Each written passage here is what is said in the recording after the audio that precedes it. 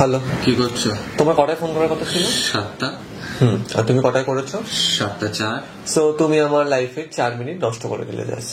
আরে কি এমন আছে? হ্যালো হ্যালো হ্যালো, তোমার টাইমের দাম না থাকতে পারে, বাট আমার কাছে আমার টাইমের ভ্যালু আছে। ঠিক আছে, এত সিরিয়াস হওয়ার কিছু হয় না। এক্সকিউজ মি, এই যে হ্যালো মিস্টার, সিরিয়াস হওয়ার কি আছে মানে? না মানে এই ব্যাপারটা তার মানে তোমার কাছে সিরিয়াস নয়, তাই তো? আচ্ছা ওকে ফাইন, সরি।